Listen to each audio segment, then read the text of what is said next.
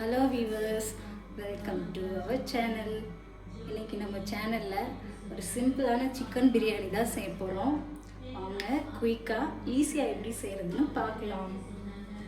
அதுக்கு ஒரு 4 ஸ்பூன் எண்ணெய் ஊற்றிக்கிறேன். நான் இந்த அளவு ஊற்றினாலே போதும். நான் இந்த டம்ளரில் 4 டம்ளர் பாஸ்மதி ரைஸ் எடுத்திருக்கேன். இந்த டம்ளருக்கு ஏற்ற மாதிரி நான் அளவுகள் சொல்கிறேன். அதே போல நீங்கள் செய்யுங்க, சூப்பராக வரும் உங்களுக்கு. ஃபஸ்ட்டு 4 ஏலக்காய், 4 டம்ளர் அளவுக்கு 1 டம்ளருக்கு 1 ஏலக்காய் கணக்கு எடுத்திருக்கேன். 4 பட்டை, 4 கிராம்பு,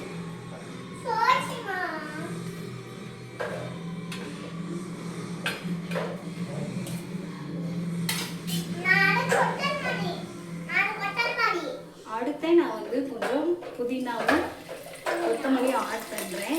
இதோட ஃப்ளேவர் பிரியாணி சாப்பிட்றப்போ செம்மையாக இருக்கும். அதனால் இதை லைட்டாக ஃபஸ்ட்டே கொஞ்சம் ஆட் பண்ணுறேன்.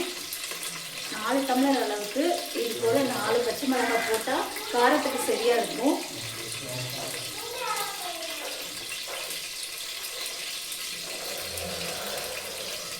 பச்சை மிளகாய் போட்டுடலாம்.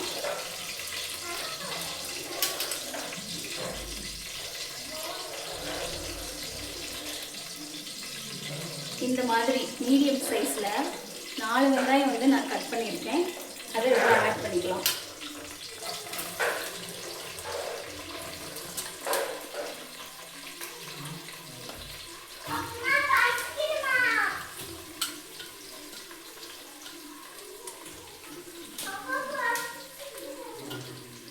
பாருங்க, பிரியாணி செய்யவே இப்போதான் ஸ்டார்ட் பண்ணியிருக்கேன். அதுக்குள்ள எங்கள் பொண்ணுக்கு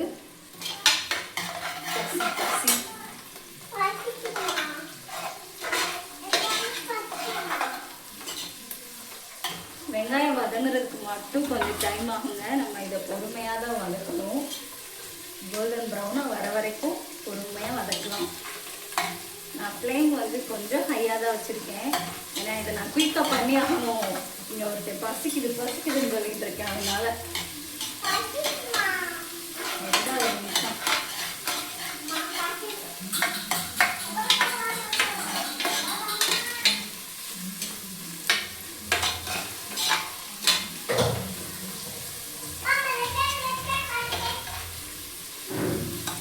செய்யறதுக்கு ஒரு 25 மினிட்ஸ் தாங்க ஆகும். அதிகம் நேரம்லாம் நான் சமையல்லாம் பண்ண மாட்டேன்.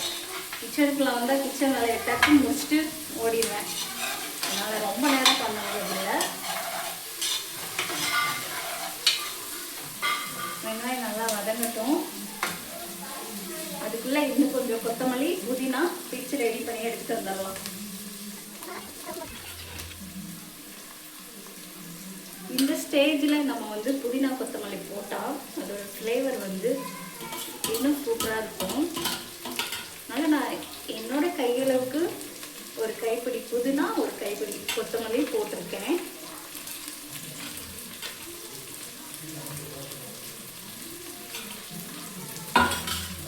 கொத்தமல்லியோட புதினா கொஞ்சம் ஜாஸ்தியாக இருக்கும்.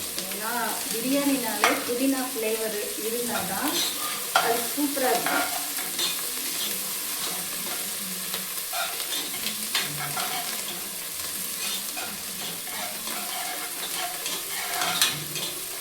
ரொம்ப டார்க் ப்ரௌனிஷாலாம் நான் பண்ணுறது இல்லை. ஒரு மீடியமாக கலர் சேஞ்ச் ஆகிற வரைக்கும் வதக்குனாலே போதும்.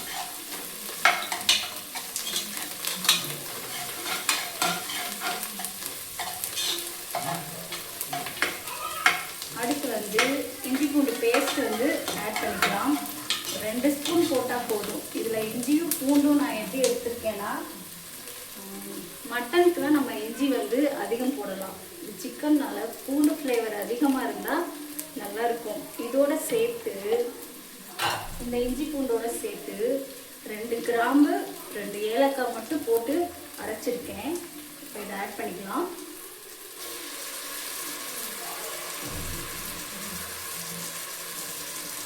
கடைசியாக தண்ணி ஊற்றி கழுவி ஊற்றும் போது இதை வேஸ்ட் பண்ணாமல் கழுவி உள்ளே ஊற்றிக்கலாம்.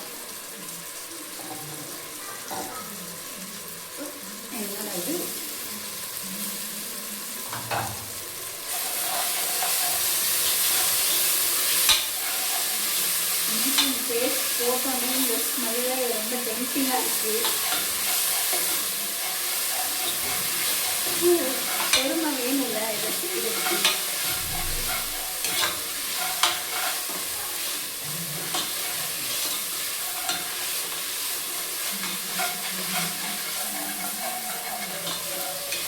இதை அடிப்பிடிக்க விடாமல் பார்த்துக்கோங்க. அதுக்கு தான் நம்ம பாத்திரம் செலக்ட் பண்ணும்போதே அடி கனமான பாத்திரமாக செலக்ட் பண்ணணும், இல்லைன்னா அடி பிடிச்சிடும் டக்குன்னு.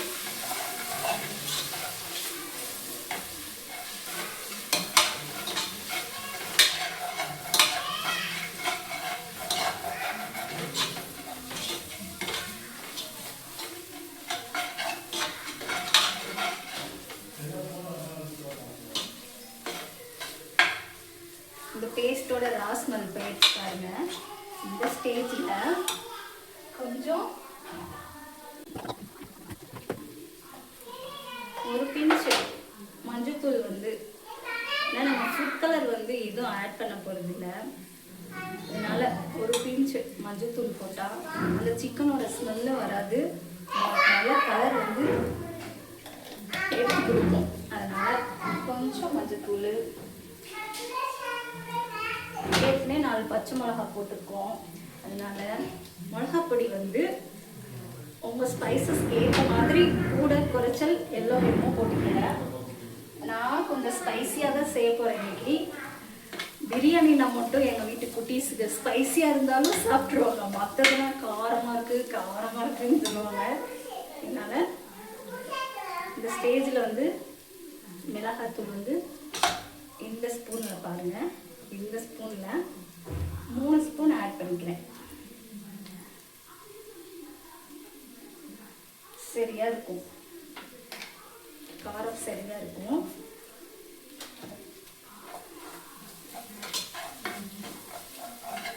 லைட்டா ஒரு 2 பெரட்டு, அதுக்கு மேல விட்டோம்னா அடி பிடிச்சிடும். அடுத்து தக்காளி பழம், அதே மாதிரி ஒரு மீடியம் சைஸ்ல ஒரு 4 தக்காளி எடுத்திருக்கேன், ஆட் பண்ணிக்கலாம்.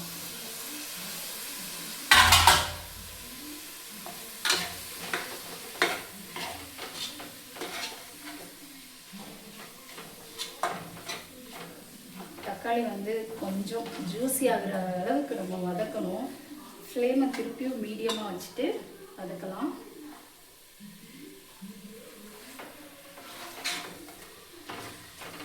இந்த பிரியாணி வந்து இப்போ எதுக்கு ஸ்பெஷலாக பண்ணுறதுன்னா, நம்ம சப்ஸ்கிரைபர் ஒருத்தர் ரஜினிகாந்த் சாரோட ஃபேன், அவர் ரொம்ப அவருக்காக தான் இதை வந்து பண்ணுறேன். அவருக்கு செஞ்சு நம்ம கொடுக்க முடியாது, நான் அவர் பார்த்தா சந்தோஷப்படுவார்ல, அவரை சாப்பிட்டு வச்சு நம்மளும் சாப்பிட்டுக்கலாம்.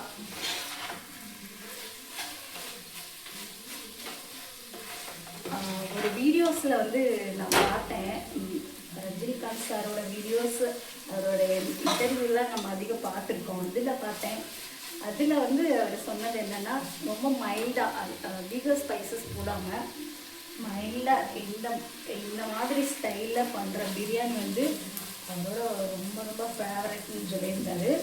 அதுக்காக நம்ம சப்ஸ்கிரைபர் நிறைய பேர் ரஜினிகாந்த் சாரோட ஃபேன்ஸ் இருக்கீங்க, அவங்களுக்காக இது மஸ்ட்டாக நான் வந்து டெடிகேட் பண்ணிக்கிறேன்.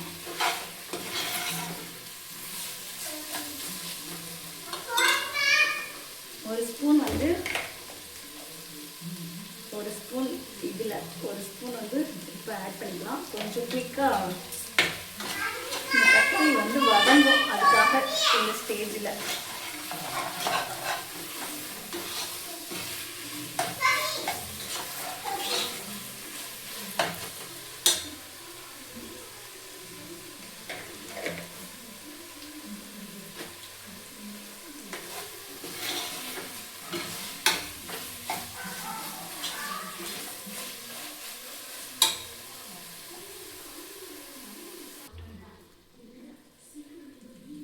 தக்காளி வந்து இந்த அளவுக்கு வதங்கினா போதும். இதில் நம்ம வந்து தயிர் ஆட் பண்ணிக்கலாம். ரொம்ப வதக்கிட்டோன்னா அந்த பேஸ்ட்டு வந்துட்டு கிடைக்காது நம்மளுக்கு, எல்லாம் ஆவியாயிடும். அதனால் இந்த ஸ்டேஜில் கொஞ்சம் தயிர் ஆட் பண்ணிக்கலாம். தயிர் வந்து ஒரு 3 ஸ்பூன் ஆட் பண்ணிக்கிறேன். இந்த அளவு ஒரு 3 ஸ்பூன் தான் வரும், 3 ஸ்பூன் ஆட் பண்ணிக்கலாம்.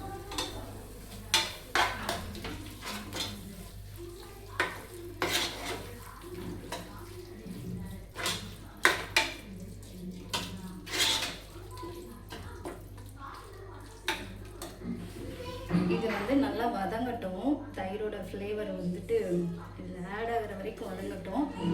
அதுக்குள்ள நம்ம சிக்கனை கழுவி எடுத்துட்டு வந்துடலாம்.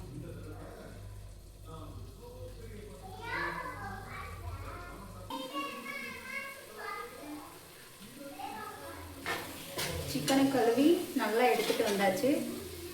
பாருங்கள், அது ஒரு நிமிஷத்துலேயே நல்லா வதங்கிடுச்சு. நான் சூஸ் பண்ணுற பீஸ் வந்து இந்த மாதிரி ஸ்கின்னோட இருக்க மாதிரி இருந்தால் தான் இதோட ஃப்ளேவர் வந்து சூப்பராக இந்த சிக்கனில் இறங்கியிருக்கும். அதனால் என்ன நான் வந்துட்டு இதில் நெய் வந்து ஆட் பண்ணல. ஏன் ஆட் பண்ணலைன்னா, நெய்யை ஆட் பண்ணால் அது ஒரு டேஸ்ட்டாக இருக்கும்.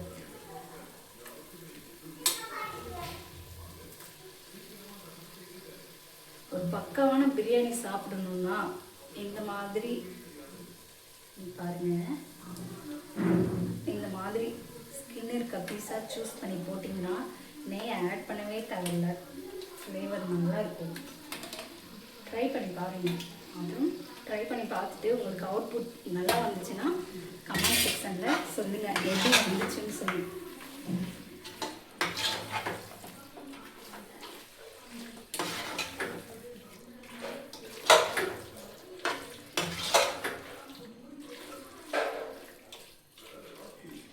ஒரு நிமிஷம் இது வந்து வதங்கட்டும்.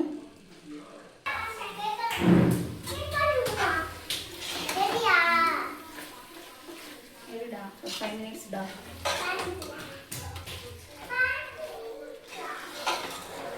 இந்த மாதிரி நல்லா பேஸ்ட்டாக மிக்ஸ் ஆகி வர்றப்போ இந்த டம்ளரில் வந்து நான் 4 டம்ளர் அரிசி வந்து எடுத்திருந்தேன். இதில் 2 டம்ளர் தண்ணி ஊற்றி ஒரே ஒரு விசில் மட்டும் விட்டுக்கலாம். அப்போ வந்து சீக்கிரமாக வெந்துடும். அதுக்காக பாருங்க.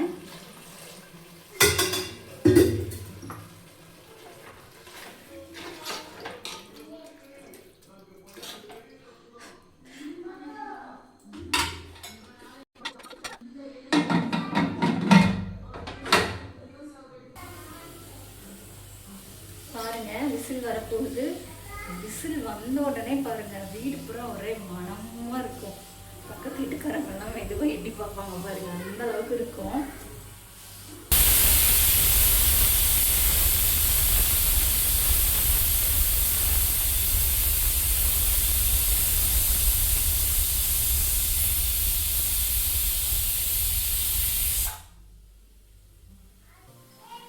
விசில் வந்தோடனே அடுப்பை அமர்த்திட்டு அப்புறம் தரங்க, மறந்துடாதீங்க.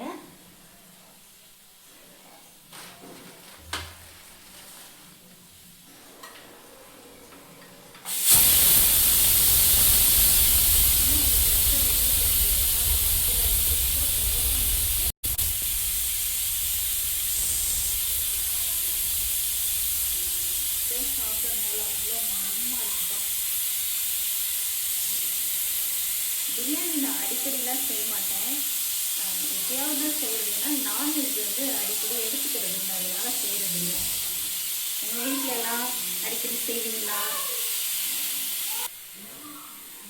மற்ற எந்த ஐட்டம் செஞ்சாலும் குயிக்காக செஞ்சிடலாம். இதுக்கு மட்டும் கொஞ்சம் பொறுமையாக தான் செய்யணும். அப்போ தான் அந்த அவுட்புட் வரப்போ சூப்பராக வரும், ரொம்ப சுவையாக இருக்கும்.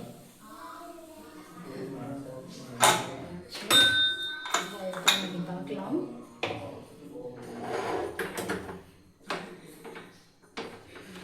குக்கர் மூடியை திறக்கிறப்போ இந்த மாதிரி திறங்க. அப்படி திறக்கிறப்ப உங்கள் கையில் வந்து ஆவி அடிக்காது. இல்லைன்னா இந்த ஆவி அடிக்கிற காயம் இருக்கே, அப்போ சாமி சரியான சூடாக இருக்கும். அடுப்பில் கையை வைக்கிற மாதிரி சூடாக இருக்கும். இந்த ரைஸ் தான் நான் வந்து செலக்ட் பண்ணியிருக்கேன். இது பேர் வந்து தெரியல, ஆனால் இது நல்லா இருக்கும். ஆல்ரெடி ஒரு டைம் நான் செஞ்சு பார்த்துருக்கேன். 20 மினிட்ஸ்க்கு முன்னாடி தான் நான் ஊற வச்சேன். அரை மணி நேரம் கூட ஊற வைக்கல. இப்போ வந்து அரிசி ஆட் பண்ணிக்கலாம். தண்ணி நல்லா இருத்துட்டு ஆட் பண்ணுங்கள்.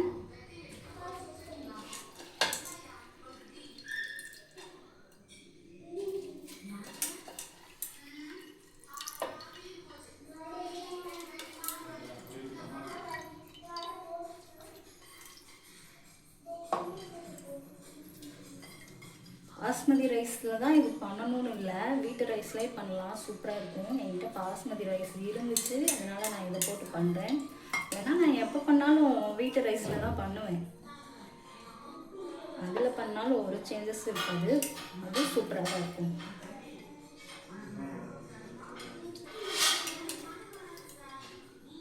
உப்பு வந்து நம்ம ஏற்கனவே 1 ஸ்பூன் வந்து போட்டிருந்தோம்.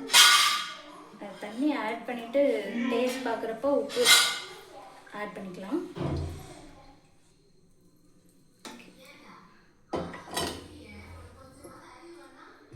பேலன்ஸ் வந்து 6 டம்ளர் வந்து இதில் நான் ஊற்றிக்கிறேன்.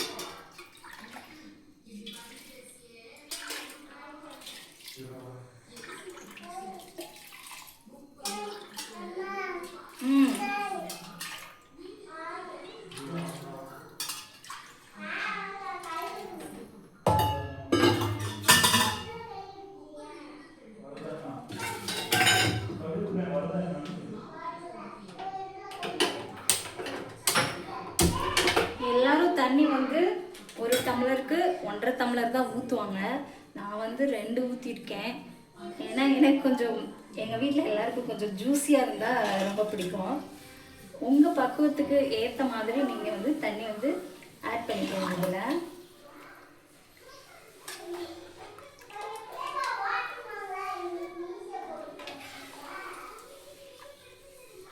ஒன் பாட்டில் வச்சா குயிக்காக ரெடி ஆயிரும்னு சொல்லிட்டு தான்.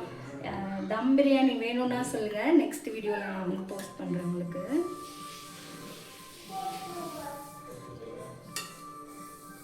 இப்போ வந்து உப்பு வந்து நம்ம ஆட் பண்ணிக்கலாம்.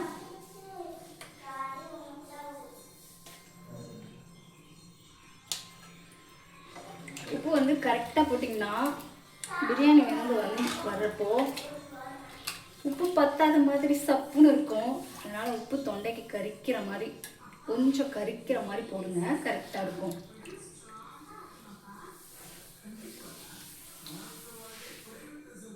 இப்படி ஆயிலோடு எடுத்து டேஸ்ட் பண்ணி பார்க்காதீங்க, கரெக்டாக உப்பை வந்து கணிக்க முடியாது. உப்பு எனக்கு கொஞ்சம் பத்தலை, அதான் ஒரு மிக்ஸ் கொடுத்துட்டு பாருங்க, இந்த மாதிரி பண்ணிவிட்டு நடுவில் எடுத்து டேஸ்ட் பண்ணி பாருங்கள். அப்போ தான் உப்பு கரெக்டாக நம்மளுக்கு தெரியும்.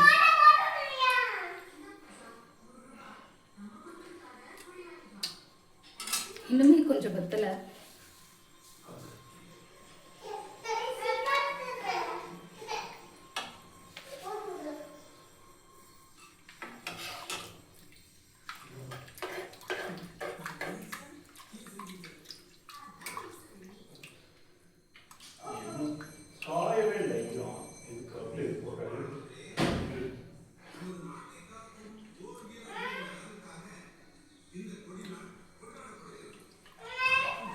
டேஸ்ட் பார்த்தே இதை நான் குறைச்சிருவேன் போல இருக்கேன்.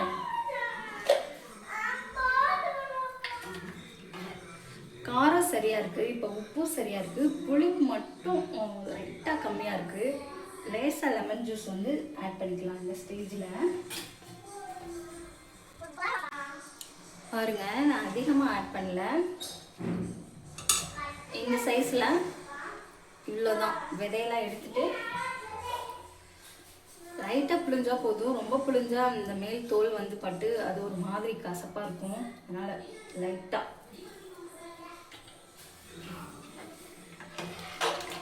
ஃபைனலாக ஒரு டைம் டேஸ்ட் பார்த்துட்டு ஒரு 2 விசில் மட்டும் விடுங்க, மீடியம் ஃப்ளேமில் வச்சு. சூப்பரான பிரியாணி உங்களுக்கு ரெடி.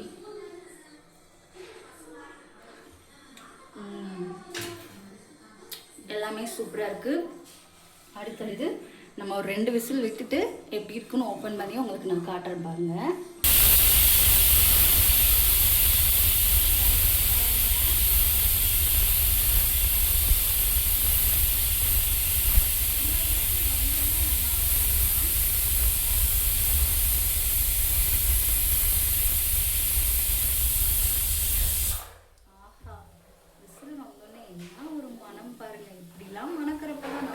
பிரியாணி மாஸ்டராக இருப்போமோன்னு தோணுது.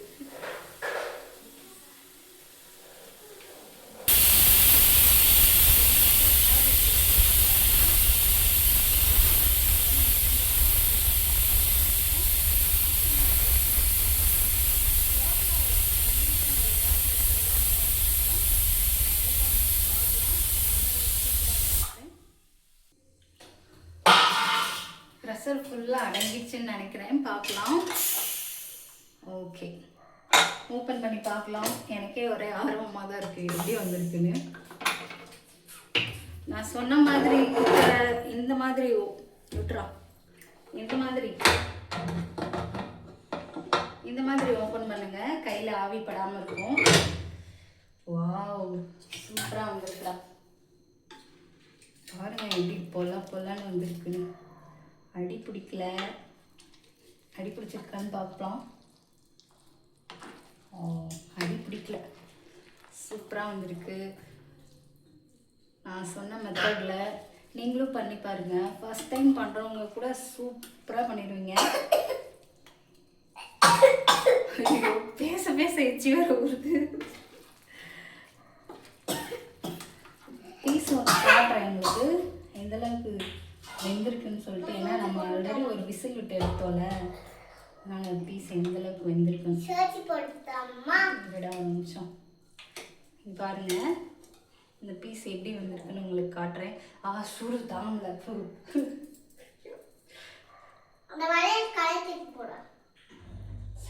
ஒரு நிமிஷம் வெயிட் பண்ணுங்க, எனக்கு சுட இதை தொட முடியல.